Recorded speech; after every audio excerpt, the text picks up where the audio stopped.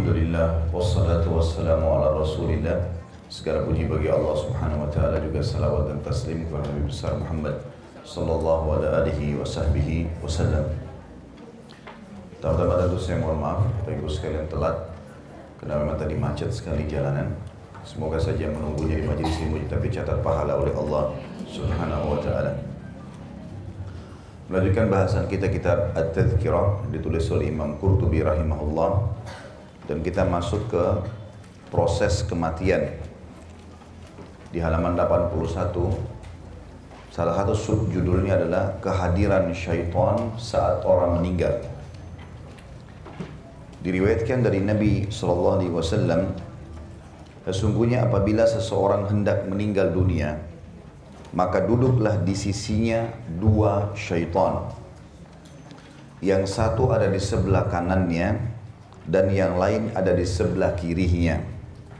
Syaitan yang di sebelah kanan berwujud seperti ayah dari orang yang akan meninggal itu.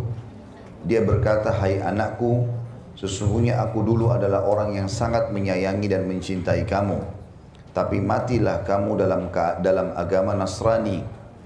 Karena agama Nasrani ternyata adalah agama yang terbaik." Adapun syaitan yang di sebelah kirinya berwujud seperti ibunya. Dia berkata kepadanya, "Hai anakku, dulu perutku telah mewadahi kamu.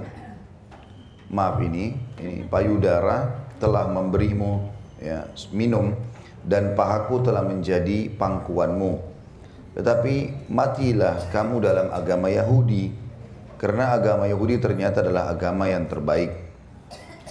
Hadis itu diriwayatkan oleh Abu Hasan Al-Qabisi dalam kitabnya Syarah Risalah Ibnu Abi Zaid.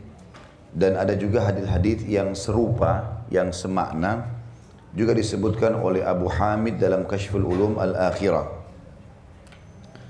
Tentu ini sebagian ulama hadis mengatakan hadis ini tidak disebutkan dari Nabi SAW, dan dianggap hadis ini adalah hadis yang maudhu.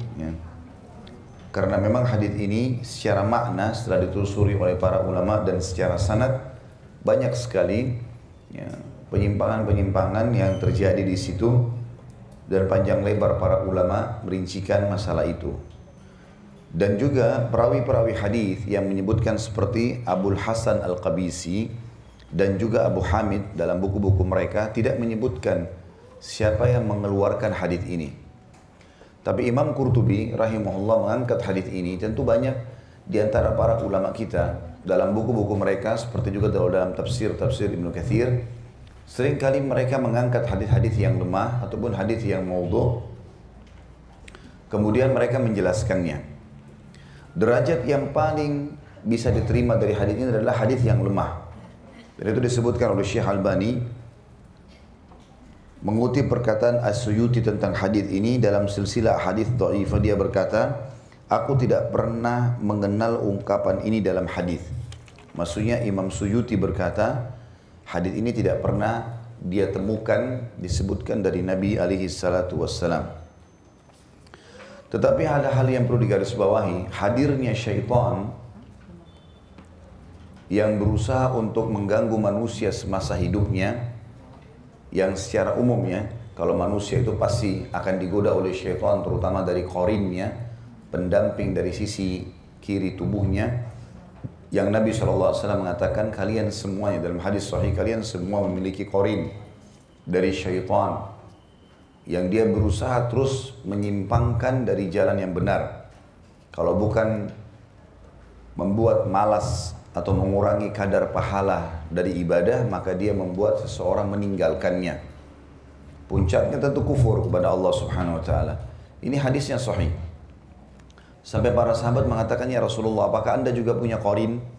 Kata Nabi SAW, "Iya, saya juga punya. Tetapi Allah telah memberinya petunjuk sehingga dia tidak menyuruhku kecuali kebaikan."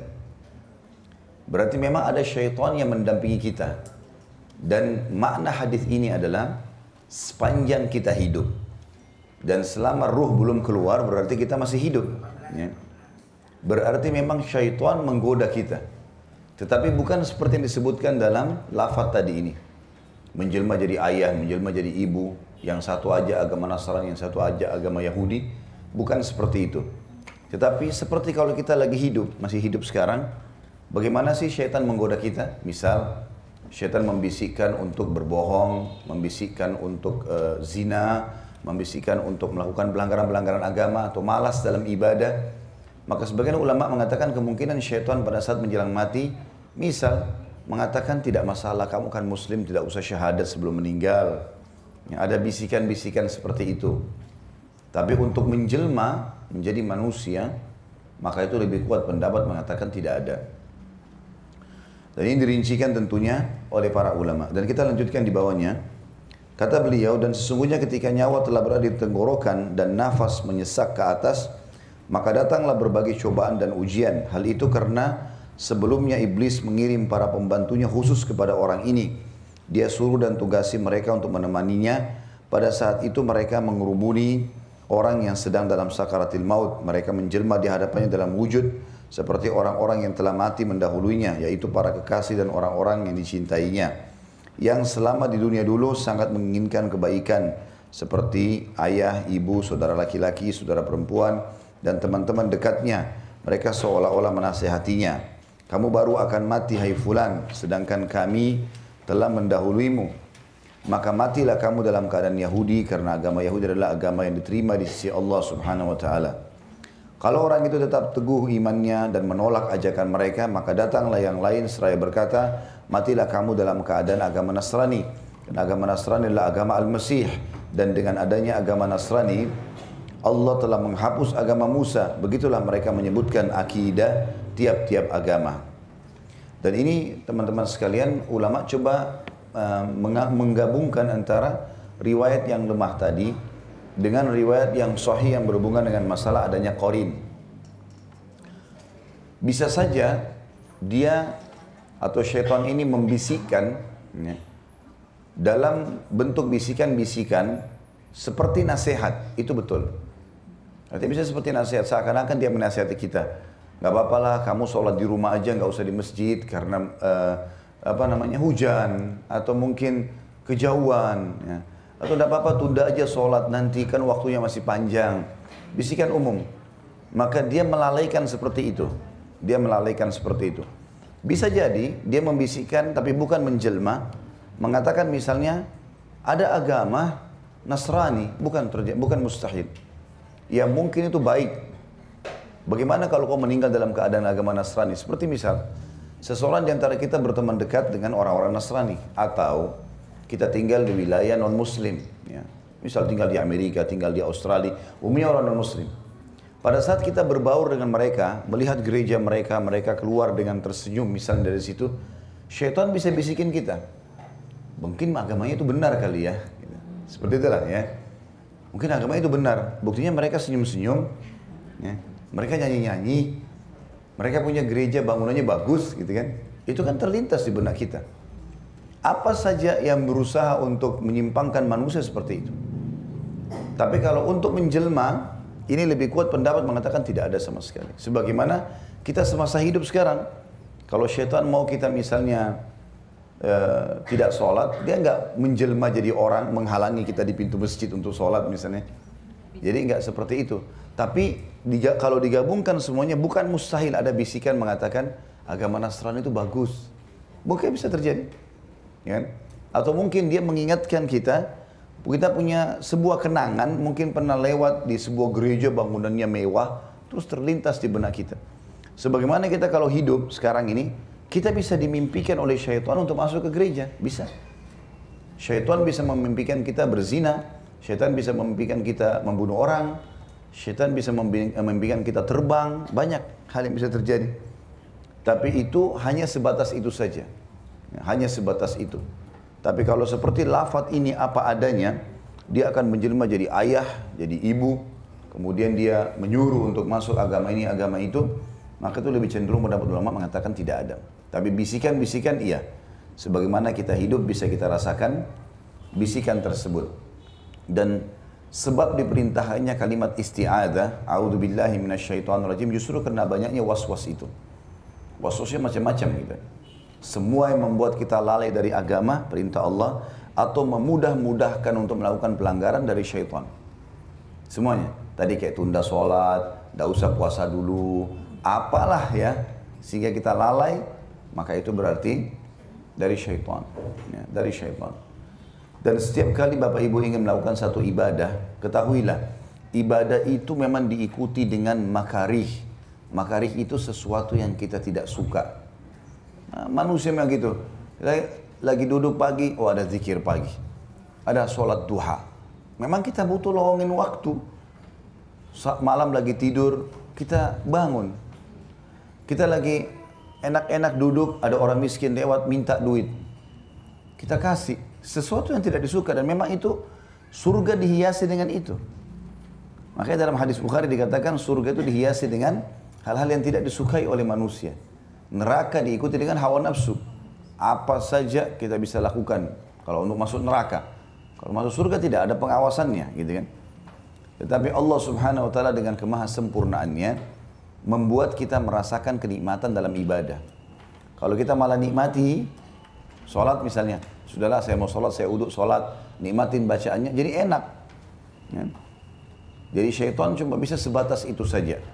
Waktu iblis berkata kepada Allah, saya akan datangi mereka dari belakang, dari samping kanan, samping kiri, dari belakang mereka, gitu kan? Maka Allah mengatakan, sesungguhnya kamu tidak punya kemampuan terhadap hamba-hambaku yang ikhlas. Itu ayat Al-Quran. Berarti syaitan tidak punya kemampuan. Apalagi kalau dasarnya kita bertekad, berazam untuk ibadah. Saya mau sholat sekarang, saya mau wudu. Syaitan bisikin nanti aja di rumah, nanti enggak, saya mau sholat sekarang. Selesai, dia nggak bisa buat apa-apa. Jadi sebatas itu. Begitu juga pada saat orang mau meninggal, mungkin terlintas banyak hal-hal di benaknya, tapi dia bisa menepisnya dengan tetap mengucapkan kalimat talqin la ilaha illallah. Dan ketika itu kata beliau, Allah Subhanahu wa taala menyesatkan orang yang dia kehendaki kesesatannya, dan itu makna dalam firman Allah Subhanahu wa taala dalam surah Al-Imran ayat 8, A'udzubillahi minasyaitonirrajim, Rabbana la tuzigh qulubana ba'da idh hadaitana wa hab lana min ladunka rahmah innaka antal wahhab. Mereka pada berdoa, ya Tuhan kami, janganlah engkau jadikan hati kami condong kepada kesesatan sesudah engkau beri kami petunjuk, dan karuniakanlah kepada kami rahmat dari sisimu. Maksudnya adalah jangan palingkan hati kami ketika kami menghadapi maut, padahal sebelumnya engkau telah memberi hidayah kepada kami sekian lamanya. Kalau ayat ini memang Al-Imran ayat 8, Bapak Ibu sekalian, rahimani wa rahimakumullah, memang ada pendapat sebagian ulama mengatakan Allah Subhanahu ini bisa terjadi di masa hidup, bisa terjadi di masa kematian. Allah Subhanahu wa taala memang menyesatkan orang yang dasarnya meninggal dalam keadaan kufur, sehingga mereka tidak mengucapkan syahadat karena Allah SWT tahu.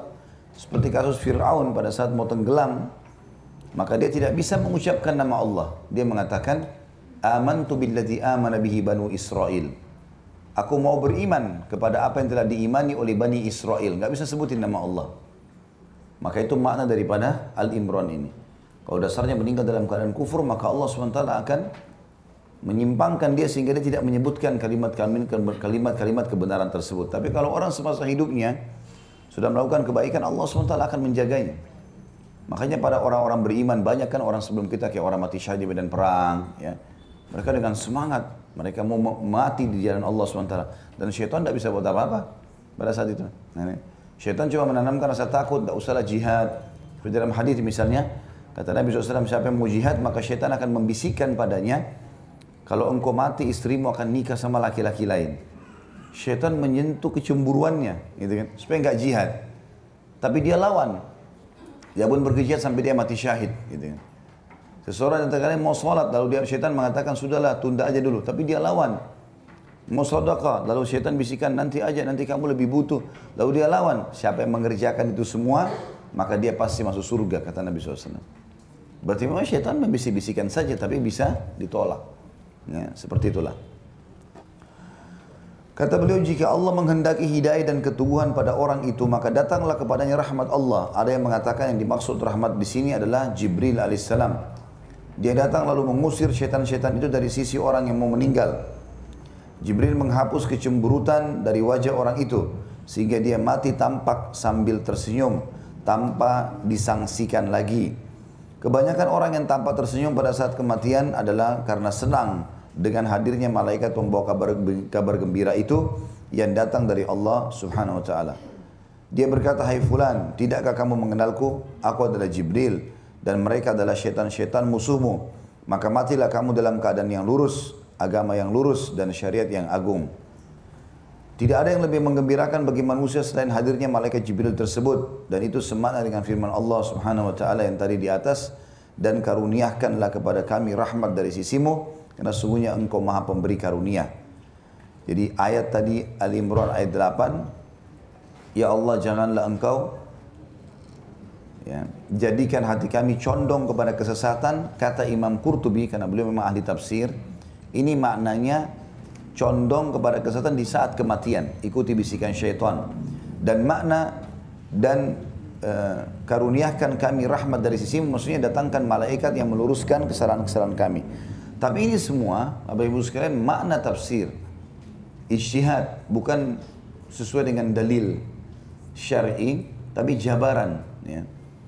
Jadi tentang datangnya Jibril alaihissalam pun untuk setiap orang kita, ini juga dibahas oleh para ulama. Mereka mengatakan bahwasanya Allah SWT betul mengutus malaikat kepada setiap mukmin yang akan meninggal. Tetapi tidak disebutkan dalam riwayat-riwayat hadis kalau itu Jibril alaihissalam. Apalagi Jibril memang pimpinan para malaikat dan dia bertugas membawa wahyu. Tetapi umumnya malaikat iya. Sebagaimana sudah pernah saya jelaskan riwayat yang berbunyi, kata Nabi SAW, siapa yang rindu bertemu Allah, Allah akan rindu bertemu dengannya. Siapa yang benci bertemu dengan Allah, Allah benci bertemu dengannya. Maka para sahabat kepikiran dengan masalah riwayat ini. Akhirnya Nabi SAW waktu masuk ke dalam rumah temukan Aisyah lagi menangis radhiyallahu anha. Ditanya, "Kenapa kau nangis ya Aisyah?" "Ya Rasulullah, hadis Anda membebani kami. Anda bilang siapa yang ingin bertemu dengan Allah rindu, maka Allah rindu bertemu dengannya. Yang benci bertemu dengan Allah, Allah benci bertemu dengannya. Apakah kalau kami takut mati, khawatir kalau kami mati atau menghadapi kematian, berarti kami benci bertemu dengan Allah?" Kata Nabi SAW, "Bukan. Seseorang di antara kalian, mukmin dan mukminah, kalau mau meninggal dunia, kalau sudah pasti dia ahli surga insya Allah, dan mudah-mudahan kita termasuk ini, maka akan datang kepadanya sosok-sosok malaikat sebelum malaikat maut mencabut ruhnya. Lalu berkata kepadanya, inilah amal-amal solehmu yang diterima. Ini sholatmu, ini puasamu, ini zakatmu, ini segala macam. Dan gara-gara ini semua, kamu akan masuk ke surga, diperlihatkan tempatnya di surga. Maka dia pun rindu ingin bertemu dengan Allah. Mau segera mati, supaya masuk ke surganya. Maka Allah pun rindu bertemu dengannya. Kalau orang fasik, ahli maksiat, tidak bertaubat kepada Allah SWT semasa hidup, kalau muslim, dan orang kafir, maka akan datang kepadanya sosok malaikat yang memperlihatkan dosa-dosanya. Ini ribamu, ini bohongmu, ini zinamu, ini segala macam. Kemudian diperlihatkanlah tempatnya di neraka. Ini tempat kamu gara-gara kamu berbuat semua ini. Akhirnya dia pun benci bertemu dengan Allah, takut. Maka Allah pun benci bertemu dengannya. Ini semakna dengan apa yang kita jabarkan tadi. Kemudian dikatakan sesudah itu dicabutlah nyawa orang itu dalam satu hentakan sebagaimana yang telah kami terangkan lebih lanjut nantinya, atau akan kami terangkan lebih lanjut nantinya. Ada riwayat berhubungan dengan itu. Abdullah bin Ahmad bin Hanbal salah satu ulama dari 4 imam madhab ya. Ini anaknya Abdullah mengatakan, aku menghadiri kematian ayahku Ahmad. Di waktu itu tanganku memegang secari kain untuk mengikat janggutnya. Tiba-tiba beliau tidak sadar, lalu sadar kembali seraya mengisyaratkan tangannya dan berkata, tidak sampai kapanpun, tidak sampai kapanpun. Beliau melakukan seperti itu berkali-kali, maka saya bertanya, wahai ayah, apa maksudmu? Jawab beliau, sesungguhnya syaitan berdiri di depanku, mencengkramku dengan ujung-ujung jarinya seraya berkata, hai Ahmad, menurutlah kepadaku. Tapi aku katakan kepadanya, tidak sampai kapanpun, tidak sampai kapanpun, tidak sampai aku mati sekalipun. Saya katakan bahwa saya sendiri pernah mendengar guru kami, maksudnya ini Imam Qurtubi berkata, itu riwayat tentang anaknya Imam Ahmad. Al-Imam Abu Abbas Ahmad bin Umar Al-Qurtubi di benteng Iskandaria, Iskandaria nama kota di Mesir. Dia berkata, aku telah menyaksikan kematian saudara guru kami, Abu Ja'far Ahmad bin Muhammad Al-Qurtubi di Cordova. Ketika dia menghadapi maut dikatakan kepadanya ucapkan la ilaha illallah. Tapi ternyata dia menolak, mengatakan tidak, tidak. Ketika dia sadar kami ceritakan hal tersebut kepadanya, maka dia menjelaskan ada dua syaitan datang kepadaku dari arah kanan dan dari arah kiri. Satu di antaranya mengatakan matilah dalam agama Yahudi, dan karena agama Yahudi adalah agama yang terbaik. Yang lain mengatakan matilah dalam keadaan agama Nasrani, dan Nasrani adalah agama yang terbaik. Maka aku katakan kepada keduanya, tidak, tidak. Kalian berdua mengatakan seperti itu kepadaku, padahal aku telah menulis dengan tanganku dalam kitab At-Tirmidzi dan An-Nasa'i dari Nabi SAW. Sesungguhnya syaitan akan datang kepada salah seorang dari kalian ketika dia akan meninggal dunia, lalu dia katakan matilah dalam agama Yahudi, matilah dalam agama Nasrani. Jadi ucapanku tadi adalah jawaban kepada kedua syaitan tersebut, bukan kepada kalian. Tentu sudah kita jelaskan dari riwayat ini ya. Ada footnote nomor 1, hadis ini lebih cenderung dikatakan tidak sahih dari Nabi SAW. Tapi berhubungan dengan masalah kisah sebelumnya, kisah tentang Abul Abbas dan kisah yang sebelumnya lagi Ahmad bin Hanbal pada saat mau meninggal, ini kisah dinukil. Bisa saja terjadi. Ya. Bisa saja terjadi memang pada saat mau meninggal, seseorang dibisikkan tentang agama Nasrani atau dibisikkan tentang agama Yahudi. Bisa terjadi.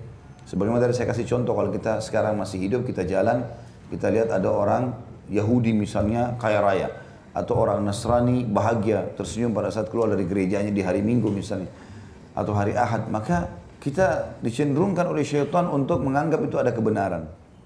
Atau statement diucapkan oleh seorang Nasrani, ya, seperti misalnya sekarang banyak pendeta yang mengatakan, kan kita sama tujuannya menyembah satu Tuhan, ya sudahlah, masing-masing semuanya benar, semua juga masuk surga. Maka bisa saja orang Muslim terpengaruh dengan bisikan itu. Padahal sebenarnya Allah mengatakan tidak seperti itu. Allah jelas-jelas mengkafirkan Yahudi dan Nasrani. Enggak ada keraguan dengan masalah itu. Makanya mereka diperangi oleh Nabi SAW. Ya, ketiga suku Yahudi di Madinah, Qainuqa, Nadir dan Quraidah, diajak masuk Islam. Mereka nolak, dibiarkan. Tapi mereka begitu mengkhianat, diusir. Kemudian Nabi SAW serang lagi mereka di Khaybar. Ada histori. Kenapa Nabi SAW serang mereka kalau mereka dianggap ahli surga? Bahkan di perang Khaybar Nabi sempat bertanya, hai Yahudi, jawab jujur, saya mau tanya. Kata mereka iya, silakan. Gitu kan? Kata Nabi SAW, siapa penghuni neraka? Maka kata orang Yahudi, kami akan masuk ke neraka duluan, lalu diganti oleh kalian kaum muslimin. Kata Nabi SAW, kalian dusta. Kami tidak akan menggantikan kalian selamanya. Artinya Yahudi jelas masuk neraka. Dan itu hadis Bukhari. Mereka tahu itu. Gitu kan? Kemudian Nasrani juga begitu. Allah mengatakan dalam banyak ayat Quran diantaranya, A'udzu billahi minasyaitonir rajim, laqad kafara alladziina qalu innallaha tsalitsu tsalatsa. Dalam surah Al-Maidah. Telah kafir orang-orang yang mengatakan Trinitas. Gitu kan? Juga ayat dalam surah Bayyinah menggabungkan keduanya. Innal ladzina kafaru min ahli kitabi wal musyrikina fi nari jahannama khalidina fiha. Telah kafir ahli kitab, Yahudi dan Nasrani dan orang-orang musyrik penyembah berhala, dan mereka akan kekal dalam api neraka kalau mereka meninggal dalam keyakinan tersebut. Jadi enggak ada keraguan tentang kekafiran mereka. Kalau mereka itu salah, dan tidak mungkin Yahudi dan Nasrani masuk surga dalam keyakinan seorang muslim. Sebagaimana mereka juga yakin mereka masuk surga dan kita tidak akan masuk surga. Dalam pandangan mereka kita ini kafir. Padahal sebenarnya kita dalam keadaan benar ya. Kata beliau di sini, saya katakan peristiwa-peristiwa seperti itu, yakni jawaban ditujukan kepada syaitan, bukan kepada orang yang mentalkin syahadat. Banyak kita dengar dari orang-orang soleh. Sementara itu saya telah membuka-buka kitab Abu Isa Tirmidzi dan saya pun telah mendengar seluruh isinya. Meski demikian saya tidak menemukan cerita seperti itu di sana. Barangkali ada naskah lain, maka Allah Subhanahu wa taala lebih tahu. Artinya Imam Qurtubi pun coba menelusuri riwayat Tirmidzi yang disebutkan tadi, ternyata tidak ditemukan dalam sunannya. Ya. Saya telah mendengar sebagian isinya dan banyak diantaranya yang ada padaku, namun demikian saya juga tidak menemukan cerita seperti itu di dalamnya. Dan barangkali juga cerita seperti itu ada pada naskah-naskah lain, wallahu alam. Sedang menurut riwayat Ibnu Mubarak, Abdullah bin Mubarak dan Sufyan dari Laith, dari Mujahid, dia berkata tidak seorang pun yang akan mati melainkan teman-teman sepergaulannya yang biasa bergaul dengannya tampil di hadapannya. Jika dia tukang main atau senang berfoya-foya, maka yang datang adalah semisalnya, dan apabila ahli zikir maka datang pun ahli zikir pula. Ini juga tentu adalah riwayat yang lemah dinukil daripada Ibnu Mubarak. Ya. Tetapi ini adalah kisah, perkataan yang dikatakan kemungkinan orang kalau mau meninggal akan seperti ini keadaannya. Ya. Dan tentu kalau Bapak Ibu bertanya, lalu kenapa Ustaz di buku ini dinukil? Padahal sebenarnya banyak riwayat yang lemah. Ya memang saya sudah bilang tadi sebelumnya jawabannya. Sebagian ulama memang menukil apapun yang dinukil di tengah-tengah masyarakat, sahih atau lemah. Nanti kemudian ditelusuri kembali. Tujuannya adalah kalau kita dapat riwayat lemah seperti ini, kita jadi tahu kalau satu waktu ada orang cerita, itu lemah loh sebenarnya, karena seperti ini dan seperti ini. Kita jelaskan. Kalau riwayat yang sahih kita mengatakan itu benar karena kita ini disebutkan ulama dalam buku ini dan buku itu. Jadi kita jadi punya landasan. Tapi tentu saya sudah bilang juga Bapak Ibu sekalian tidak salah dan benar kalau syaitan akan datang dan mewaswasi manusia pada saat dia meninggal sebagaimana diwaswas pada saat dia masih hidup. Seorang ahli ibadah di Basra atau di Irak, Ar-Rabi ibn Sabira bin Ma'bad Al-Juhani mencontohkan kejadian yang dilihatnya. Saya pernah menghadiri beberapa orang yang akan mati di Syam. Antara lain ada seseorang dikatakan kepadanya, "Hai fulan, ucapkan la ilaha illallah." Tapi jawabnya malah, "Minumlah dan tuangkan lagi untukku." Dan seorang lagi di Al-Ahwaz ketika ditalqin dia mengatakan dah yazida dawazida. Maksudnya adalah 10, 11 atau 12. Rupanya dia seorang pegawai kantor yang sering disibukkan oleh hitungan dan anggaran. Demikian tafsirannya sebagaimana dinyatakan oleh Abu Muhammad Abdul Haq. Ya. Kalau ini yang dimaksudkan adalah orang kalau terbiasa pada saat hidup melakukan satu perbuatan, biasanya mungkin karena bingungnya menghadapi kematian, maka dia teralihkan dengan kebiasaan itu. Nah, itu yang ada. Maka karena bingungnya, maka dia melakukan atau mengucapkan apa yang paling sering dia ucapkan. Itu bisa terjadi. Kalau dia ahli zikir, ahli Al-Quran, dia bisa mengulangi ayat Al-Qurannya. Kalau dia adalah orang yang suka seperti ini disebutkan, maka akan seperti itu keadaannya. Tapi ini adalah bisa saja dikatakan oleh beliau di sini adalah kebiasaan orang menyebutkan itu. Walaupun ada waswas syaitan, bukan tidak ada. Bisa jadi juga, kata sebagian ulama, orang memang pada saat lihat malaikat maut karena takutnya, maka dia bingung, dia pun melakukan perbuatan yang paling buruk yang biasa dia kerjakan kalau dia orang buruk. Misal dia terbiasa minum khamr, gitu kan. Maka karena takutnya malaikat maut akan mencabut ruhnya, maka dia pun mengucapkan kalimat tuangkanlah untukku. Karena ketakutan dia, maka dia mengucapkan itu. Ar-Rabi menambahkan lagi kejadian lain. Kali ini adalah orang Basra. Ketika ditalqin dia justru menyenandungkan puisi, "Hai siapa itu wanita yang suatu hari berkata sambil kelelahan terbata-bata, manakah jalan ke pemandian Minjab?" Ya, jadi ini nama tempat Minjab itu. Artinya dia waktu hidup orang ini, dia selalu kalau mau pergi ke tempat permandian, di zaman dulu di rumah orang tidak ada kamar mandi. Jadi ada tempat mandi umum. Laki-laki sendiri, perempuan sendiri, gitu kan. Dari zaman dulu begitu. Maka orang kalau mau mandi, dia datang ke sana dia bayar. Nanti laki-laki mandinya rame-rame kayak kolam berenang gitu ya. Tapi berendam nanti dia mandi di situ. Perempuan juga begitu. Nah, orang ini kata sebagian ulama menanggapi kisah ini, waktu dia mau meninggal dia ucapin syair, "Hai wanita di manakah tempat pemandian itu?" Dia kemungkinan memang pada saat sering kalau mau ke tempat mandi, kalau ada perempuan dia sering godain, ya. Maka karena bingungnya hadapi kematian dia ucapkan itu. Bukan mustahil ya. Peristiwa ini dijelaskan penafsirannya oleh Al-Faqih Abu Muhammad Abu Bakar Ahmad bin Sulaiman bin Al-Hasan An-Najjad. Bahwa laki-laki itu pernah dimintai petunjuk oleh seorang wanita untuk jalan menuju ke pemandian. Tapi dia menunjukkan jalan menuju ke rumahnya. Akhirnya peristiwa itu diucapkan saat menghadapi maut.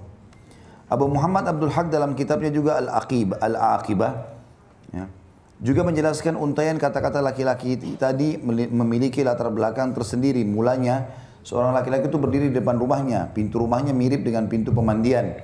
Tiba-tiba lewatlah seorang wanita yang elok dipandang. Wanita itu mengatakan, mana jalan ke pemandian minjab? Ini pemandian minjab, jawab laki-laki itu sambil menunjuk ke arah rumahnya sendiri. Maka wanita itu masuk ke dalam rumahnya, lalu laki-laki itu ikut mengiringinya dari belakang. Ketika menyadari bahwa dia bersama laki-laki itu dalam sebuah rumah dan yang ternyata bukan pemandian, maka tahu bahwa lelaki itu telah menipunya. Akhirnya sang wanita pura-pura gembira dan senang berkumpul berduaan atau khalwat di tempat sepi dalam rumah tersebut. Wanita itu mengatakan, alangkah baiknya kalau ada sesuatu yang bisa kita nikmati bersama, maka senanglah hati kita. Saat itu juga aku datangkan kepadamu apa yang kamu suka dan inginkan, kata laki-laki itu. Lalu dia pun keluar meninggalkan wanita itu dalam rumah tanpa menguncinya terlebih dahulu. Sejenak kemudian dia datang membawa apa-apa yang diperlukan. Ketika masuk ke rumahnya ternyata wanita yang dikelabuinya tadi sudah pergi tanpa bekas. Sehingga kebingungan dan selalu menyebut-nyebutnya. Dia menyesali hilangnya wanita itu. Dia berjalan mondar-mandir di jalan-jalan dan di lorong-lorong sambil menyenandungkan kata-kata puitis di atas tadi. Tiba-tiba ada seorang wanita menjawab dari jendela sebelah rumah, ketika kamu mendapatkannya, ketika tidak ketat kamu menjaganya di rumahmu yang kokoh perkasa atau kamu kunci rapat-rapat pintunya.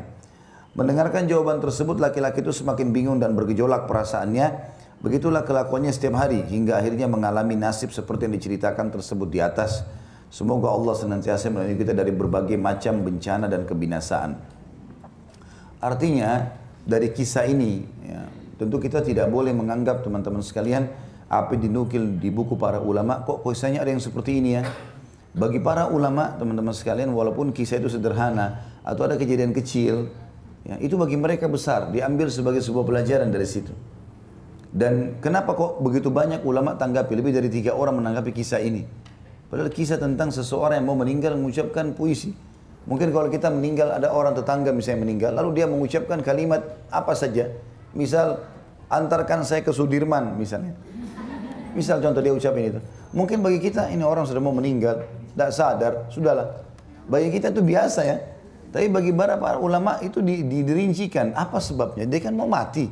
Kok dia ucapin itu? Mulailah dirincikan oleh mereka. Siapa tahu ada ilmu dan pelajaran bisa diambil. Nah, seperti itulah.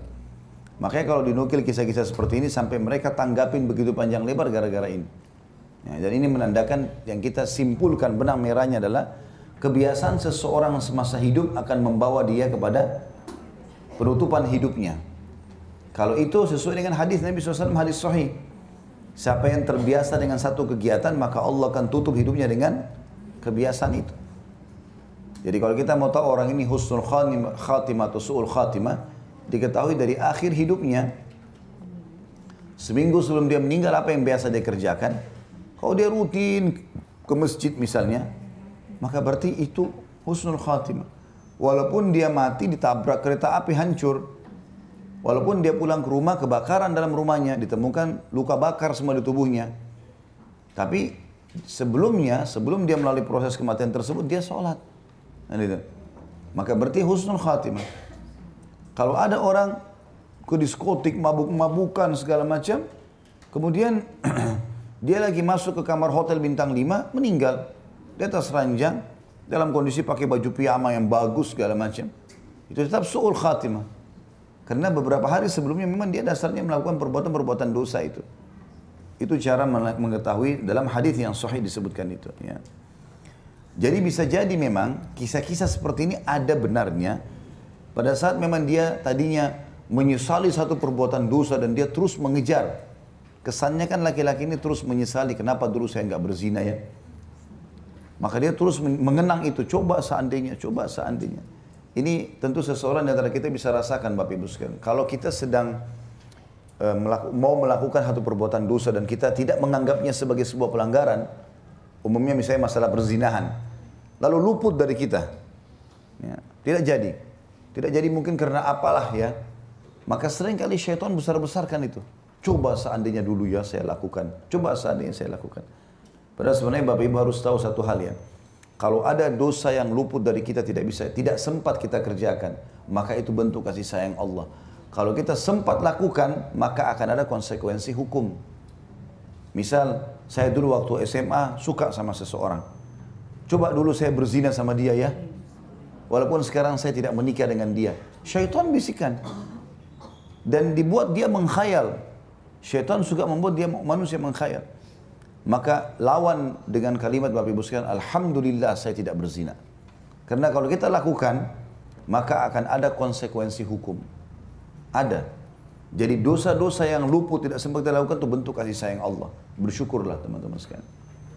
Demi Allah Bapak Ibu sekalian, kalau kita paksakan diri dalam ketaatan kepada Allah, itu hanya akan menambah ketenangan jiwa, hanya akan mendatangkan kepekaan terhadap hukum-hukum Allah. Dinukil dari Umar radhiyallahu anhu, beliau saking pekahnya setiap hari mana perintah Allah kerjain, mana yang bukan dijauhi. Saking pekahnya sampai dia peka dalam segala hal berhubungan dengan hukum-hukum Allah. Satu waktu dia pernah lagi membagi-bagi minyak zaitun kepada masyarakatnya. Umar bin Khattab beli dari Baitul Mal, berkendi-kendi banyak, satu Madinah dibagiin. Lalu dipindahin, diwadain ke kendi-kendi kecil. Umar bin Khattab sendiri yang bagiin. Ada beberapa gawainya bantu. Dipindahin, kasih, bagiin seluruh masyarakat dapat. Gitu ya. Kendi besar, tempat induknya minyak itu kan, minyak tidak semuanya bisa tertumpah. Pasti ada tinggal di dalam kan. Rupanya yang sudah dianggap sudah tidak ada, tinggal tetesan sedikit ditaruh di sebelahnya Umar. Di situ ada anaknya Umar masih kecil, belum balik. Rupanya anak kecil ini Umar tidak tahu. Dia masukin tangannya ke kendi itu, dikorek-korekin minyaknya, ditaruh di rambutnya. Jadi saking banyaknya kendi rambutnya penuh dengan minyak. Dan memang minyak itu zaman dulu ada memang perintah dalam agama untuk meminyaki rambut ya. Tapi minyak rambutnya seperti misalnya hadis tentang sholat Jumat. Siapa yang hari Jumat mandi dengan mandi junub, kemudian dia pakai baju terbaiknya, kemudian dia pakaikan minyak di rambutnya supaya mudah disisir. Ya kalau kita mungkin sekarang sudah kepada sampo dan conditioner ya. Tapi zaman dulu orang pakai minyak zaitun, jadi rambutnya itu kalau disisir rapi gitu ya.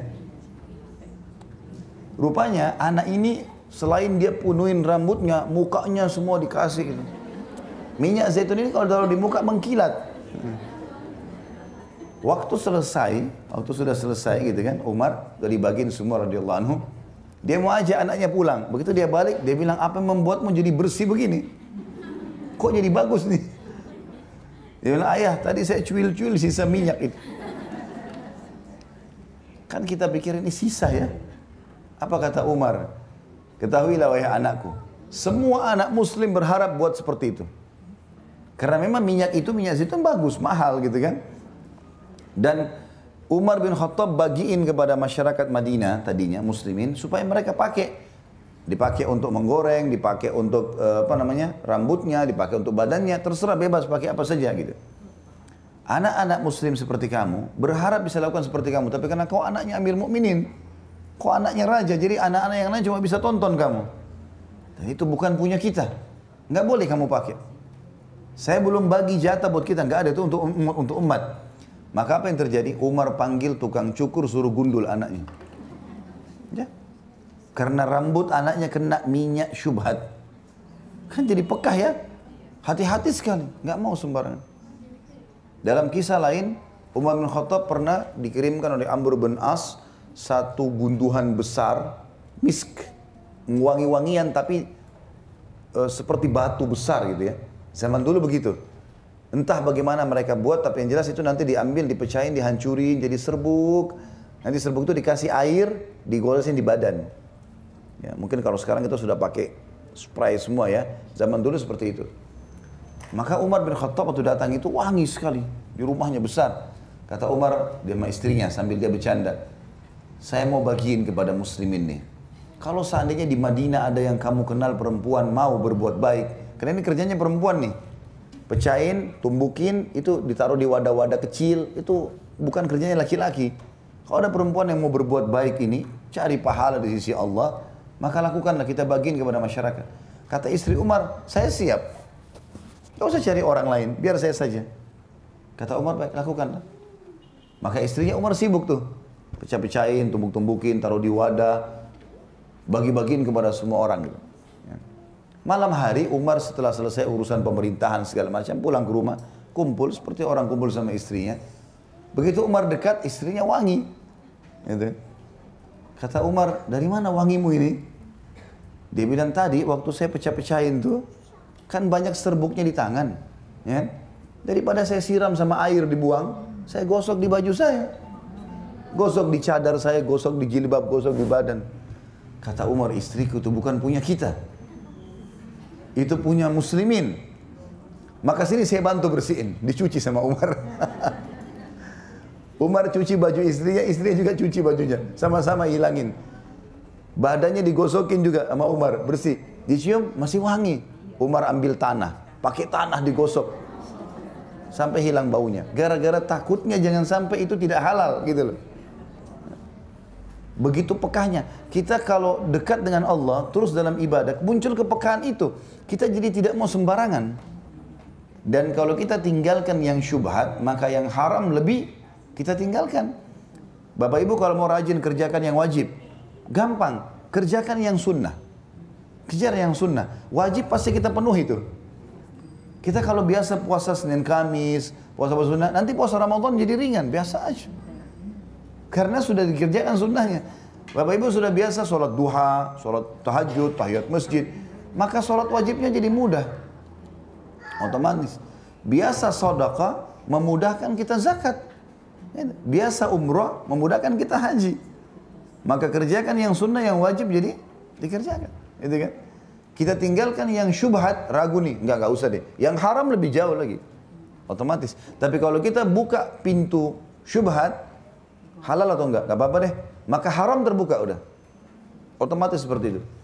Nah, kedekatan kepada Allah SWT dengan kepekaan. Kita jadi hati-hati sekali.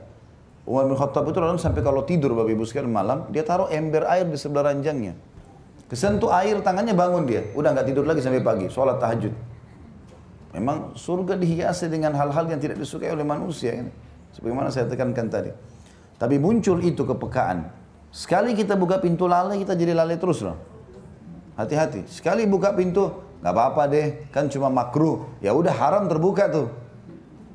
Makruh memang betul tidak berdosa, tapi kan dilarang. Nah itu, meninggalkan dapat pahala. Kalau kita buka pintu itu berarti haram akan mudah nanti. Ini jadi masalah buat kita ini.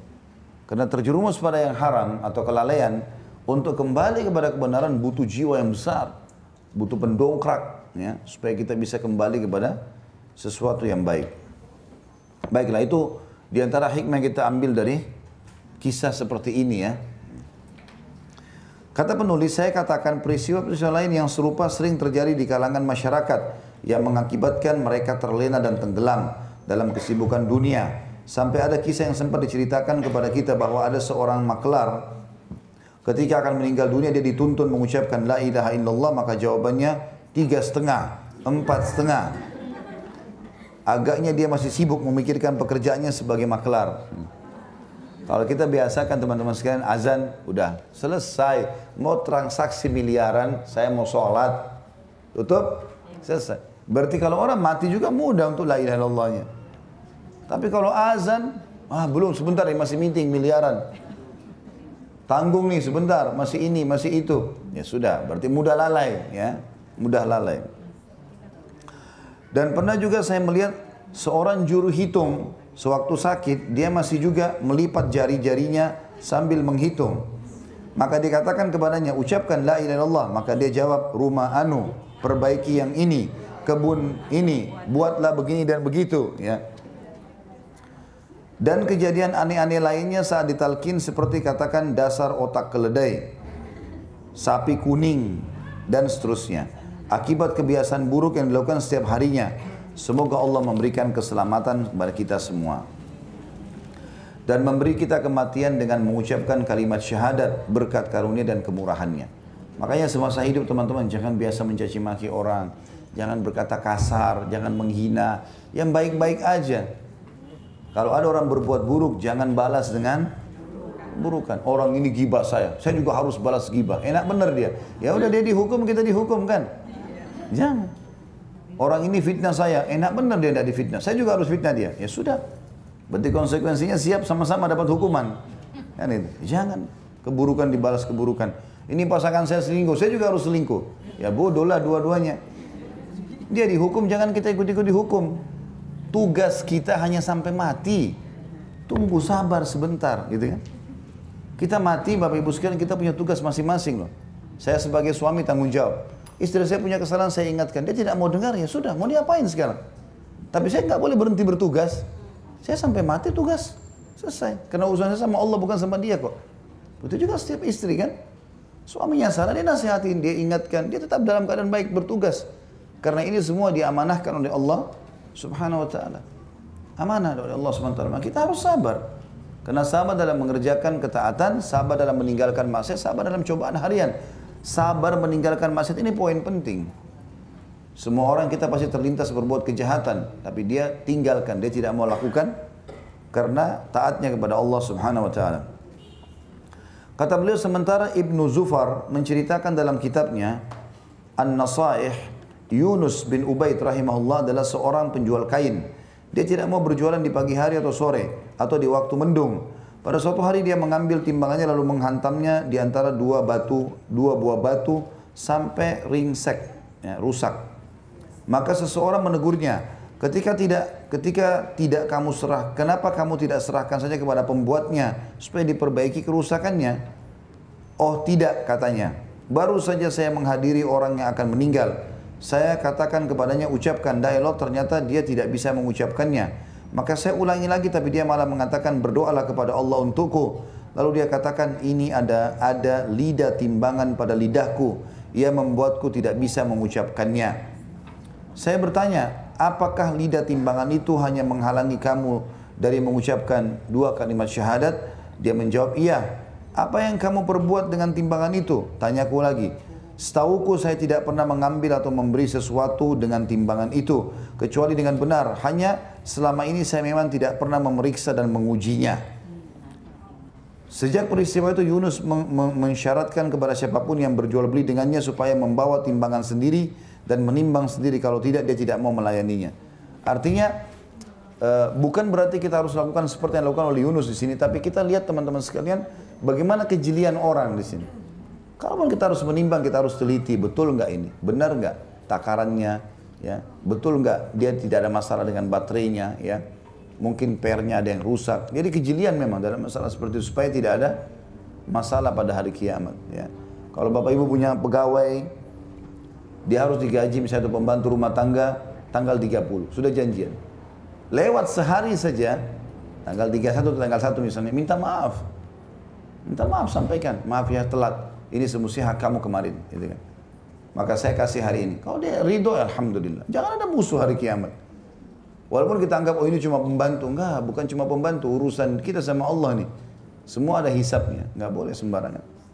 Enggak boleh sembarangan. Muamalah kita sama Allah, bukan muamalah sama manusia. Kalau sama manusia itu gampang saja sebenarnya kita bisa menipunya. Tapi kalau sama Allah enggak bisa. Maka muamalah sama Allah akan memudahkan kita memberikan hak semua orang ya di dunia ini. Allahu a'lam. Baik, begitu saja Bapak Ibu sekalian, insyaAllah sudah 10:30. Mungkin kita lanjutkan lagi insyaAllah bi'inillah di Kamis akan datang. Dan mudah-mudahan insyaAllah Kamis akan datang Allah mudahkan saya bisa lebih cepat datang sehingga tidak telat lagi. Tapi insyaAllah ini sudah kita tutupin dengan beberapa menit gantinya. Semoga apa yang kita bahas hari ini bermanfaat bagi kita semua. Subhanakallahumma bihamdika asyhadu an la ilaha illa anta astaghfiruka wa atubu ilaik. Wassalamualaikum warahmatullahi wabarakatuh.